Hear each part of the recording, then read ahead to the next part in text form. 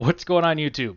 Ryan Alex back from Dopamon again, and today we are here to discuss the announced rosters for Team USA, this year's World Junior Hockey Championship in Edmonton, starting December 26th against Slovakia. We have our lineup prediction here, what we think they'll be going through, going with for the tournament, as well as our thoughts on these guys and this team as a whole and how they'll fare this year at the tournament. Last year, of course, Team USA won gold against Canada.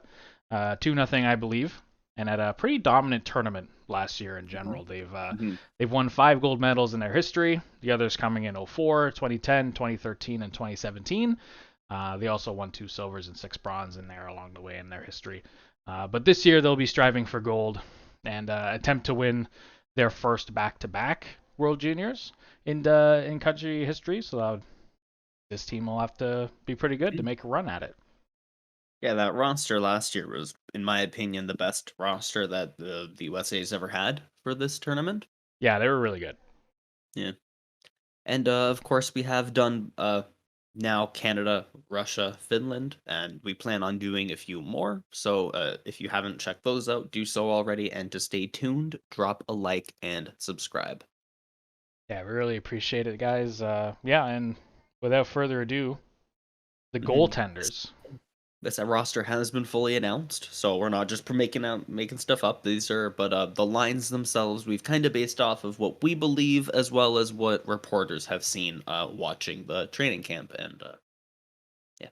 Yeah, just making our best guess. Obviously, the lines will change probably a whole bunch during the tournament. Normally, they do in a World Junior Mid tournament like this when the lines kind of have to come together really fast, unless something happens in tryout or training camp, or guys already have experience playing together, play on the same team. Not a lot of the times they're moved up and people are moved up and down the lineup constantly. But for the States, what will not move most likely is the goaltenders. The goaltending trio for this team will be Drew Commesso, Kaidan, Mbereko, and Dylan Silverstein. Commesso with the guy who is going to be leaned on to be the starting goalie. Obviously, this team doesn't have Spencer Knight anymore, who has aged out and is playing pretty well in the Florida Panthers. But Commesso will have to be the guy, going forward. Chicago pick, 46th overall in 2020. He's 6'2". He plays in the University of Boston, having a decent year. And the other 2 guys are actually undrafted goaltenders. One has made it through the draft already, and Mbereko, the other one, who is actually first-year eligible this season. Oh, it's Silverstein is first year draft eligible this I'm year. sorry. Yeah. He's considered one of the top kind of ranked guys. Very similar to Commesso, but like 2 years behind. I feel like he's gonna be, in 2023, 2024, he's gonna be the starter, but for now, yeah, he's the third string backup. Absolutely. First D pair. First D pair. These two did play for the gold medal winning team last year. You have on the left Jake Sanderson and on the right Brock Faber. And, Jake Sanderson's a guy who, when Ottawa picked him, people were like, maybe he could have. There's another option or two, but he has shown he is a complete defenseman, both ends of the ice. He's got the offense, he's got the defense, and he's going to be a huge part of this team. I think he might be like the best D in the entire tournament, in my opinion. He'll be their number 1 defenseman for sure. Yeah, for me, it's Sanderson. It could be Owen Power. It could be Topi Niemela again. Yeah, incredible pairing here. And something the U.S. has over teams like Canada and Russia and other top teams is they have very good synergy between left and right-hand shooting defensemen. Russia and Canada both have 7 left shot D, and Russia has Faber as a right-hand shot as well as their next 2. They have pretty good synergy that way. And yeah, Faber's second round pick from LA, 2020, 45th overall. So yeah, LA fans, you guys will probably get top line minutes here. But like I said, we'll see how they move around. The second pair I like is Luke Hughes and Jack Peart. Luke Hughes was the 4th overall pick from New Jersey last year as the brother of Quinn and Jack, the youngest brother. So he's picked from New Jersey. That was really cool last year. And Jack Peart is a Minnesota Wild pick, 54th overall. If you've been watching all these videos, you'll notice I've said that a lot. He's a Minnesota Wild pick. The Minnesota Wild have like 7 or 8 very good players in this tournament, So if you're a Minnesota fan, that's off to your drafting. Um, And if you watched our live stream of the 2021 entry draft, we definitely called them one of the winners at the time. They have been drafting amazing the past 2 or 3 years. Gotta hand it off. yeah, Luke Hughes is playing University of Michigan this year. Has 18 points in 20 games. He's an offensive guy.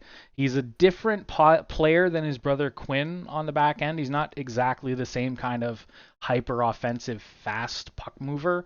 He still can do all those things, but he's a little more, in my opinion, a little more complete than Quinn is. So we'll see how he fares in this year's tournament. Completely agree. And that goes to our third pairing. Tyler Kleven on the left and Scott Morrow on the right. Tyler Kleven, of course, he played only 2 games, but he was part of the gold medal winning team last year. Tyler Kleven, Ottawa kind of shocked some people when they traded for that pick.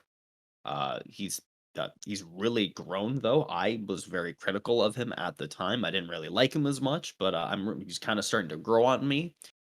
A one-dimensional defensive defenseman kind of guy, but that one dimension he has, he's really good at it. So I think on this team he can really shine as a strong defensive force. And with Scott Morrow, who I've also been kind of critical of, I don't think he has the highest NHL potential, but for what he brings in the offensive zone, I think he has a killer offensive instinct. And I think this pairing is a very traditional American style kind of hockey D pairing. I really like this as a third pair. Yeah, this is one of the players that Alex and I had diametrically opposing opinions on was Scott Morrow. Um, I really like Scott Morrow and his game. He had 48 points in 30 games in Shattuck St. Mary's U18 prep school last year and has 15 points in 15 games. It's a point per game for the University of Massachusetts in the NCAA this year. Right-hand shot, like I said, 40th overall pick for the Carolina Hurricanes last year's draft, and he's so good. He's very, very good with the puck, and he's a player that I think could move up and down this lineup depending on how he fares in this tournament.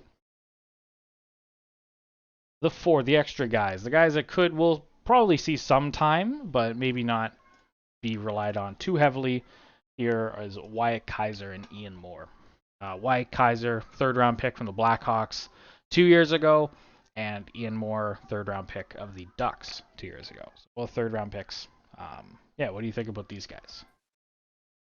I don't think Kaiser's having a great year. I'm a little bit surprised he was the one that made it. He is not that it matters, but there's a forward on this line who he is teammates with, sorry, in the University of Minnesota Duluth, but I don't know about this bottom pairing. I really like the top six that they do have there, and yeah, that's my opinion. Yeah, Ian Moore was part of that Chicago Steel USHL team that had a great year. I think it was a record-breaking year. A lot of a lot of the stats from that team had 24 points in 45 games with them last year. So that might have had something to do with this pick. But yeah, these are the extra guys. We'll see if they get in the lineup. And for forwards, our first line, I really like this first line. Yeah. On the left, we have Matthew Knies or Knies. How do you Knies? Nice. Nice. Matty Beniers down the middle, and on the right side, Matthew Coronato. Coronato does play both wings. He had a killer year in the USHL. He's one of the few USHL players not in the US development program. And you getting drafted as high as he did was the right choice. He's killing it this year, and I think that this top six from the US is going to be amazing, and he's going to be a huge driving force from it. Yeah, Matthew Knies is a Leafs pick, second round. Beniers obviously second overall to Seattle, and Coronado, I believe, went to the Flames. Yes. Matthew Knies has had a little bit of a jump in people's opinions of him. He's been very, very good in the NCAA for University of Minnesota this year. Has an incredible shot and can get it off really fast. And he'll be paired very well with Matty Beniers, who can dish it out like no one else on this team, I think. Second line. Second line I don't love, but I like what parts of it. We got Sasha Pastujov, Smilanic, and Chaz Lucius. Now, I've seen Sasha Pastujov play live, so have you, a couple times. Very, very good offensively. Very good offensively. He's absolutely killing it for the Guelph Storm in the OHL this year. He's 35 points, 20 of them goals in 26 games. Very He's one-dimensional. One of two playing outside the U.S. Yeah. One of two playing in the OHL from this roster.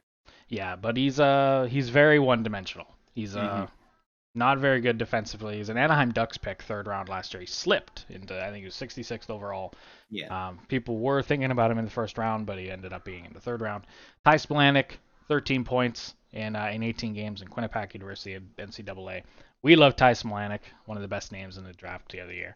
And Chaz Lucius, normally center, but we put him on the wing here. He's a Winnipeg Jets pick. He was 18th overall last year. He's very highly rated, highly sought after guy in that draft. And he's good snapshot, good precision on his shot, playing the University of Minnesota this year. This is a good line. I'm curious to see how they play in both ends of the ice. Mm-hmm. Yeah. And there's two guys who can, later that we're going to mention that can maybe crack the top 6. But Yeah. I think this is going to be the U.S.'s top 6, and you can kind of mix these lines up any way you want to go. You put Pastujov on the first line. You could bring Smilanic on the first line. You could move Chaz Lucius to the center. There's a lot of options here, and but I feel like this top 6 is really solid. But you can go any way with it. Yeah, and that moves on to the 3rd line. We have on the left wing Berard, who is the 3rd and final. Yes. Third returning player. Yeah, returning player with is Jake Sanderson, Tyler Kleven, Brock Faber, Brett Berard, Matty Beniers, and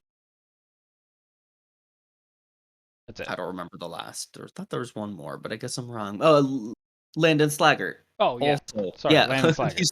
You're right. Berard and Slaggert, they're both returning from the the gold medal winning team last year, and Mackie, Samoskevich on the right wing, who we both really liked him, and then he went a little bit underrated in the draft.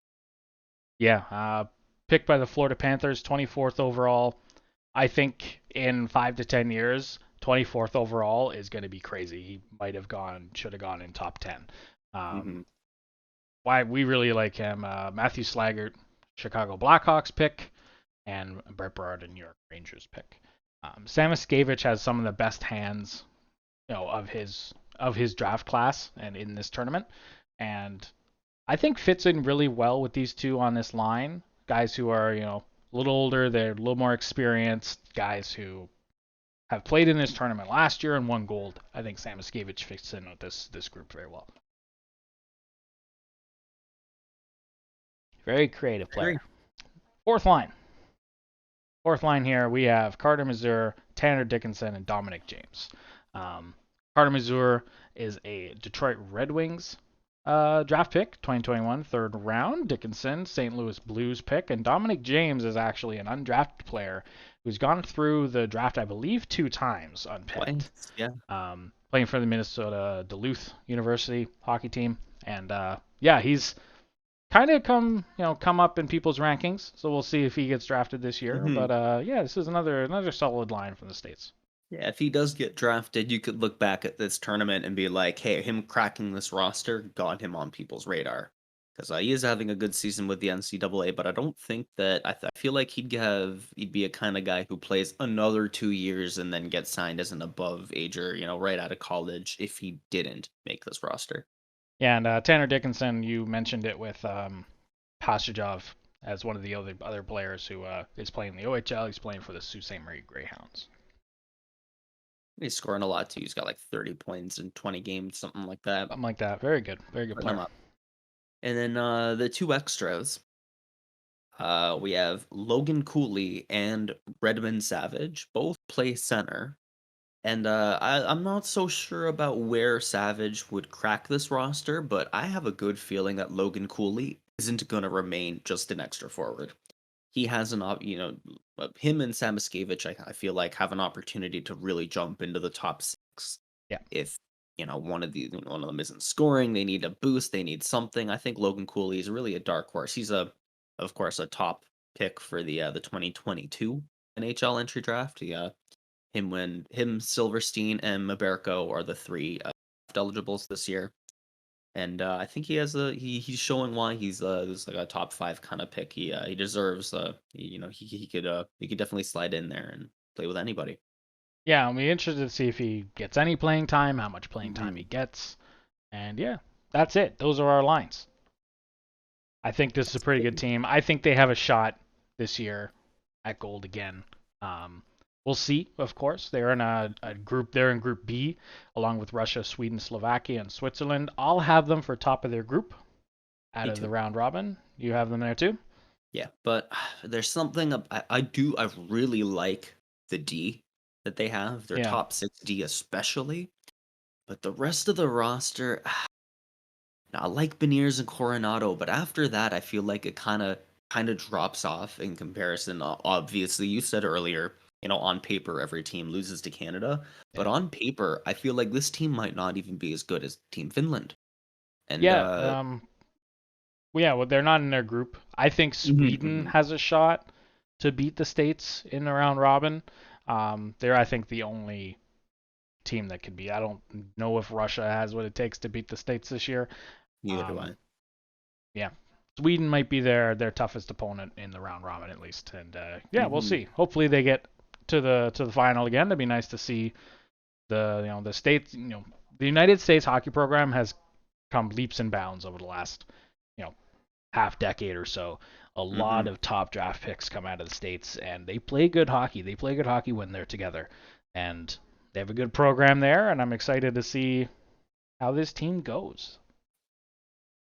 And yeah, if you enjoyed this video, please leave a like, comment down below who we missed, if we missed anybody, who the USA hockey program missed, more especially, and what do you think the lines are going to be? Where do you think this team's going to play? How they're going to fare? Do they win gold again? We'll see. We'll see. Just we're really excited for this tournament. It'll come up soon enough, December 26th. Thanks so much for watching this video. We really appreciate it. Peace.